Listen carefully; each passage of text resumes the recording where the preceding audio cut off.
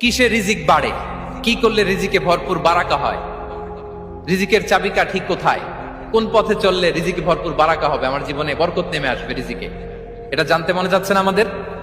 হ্যাঁ, কষ্ট হচ্ছে আপনাদের? কষ্ট হচ্ছে? তাহলে কি করলে রিজিকে ভরপুর বারাকা হয়, কি করলে আমার জীবনে ভরপুর বারাকা নেমে আসে, এই পয়েন্টটাতে আমরা একটু আলোকপাত করি।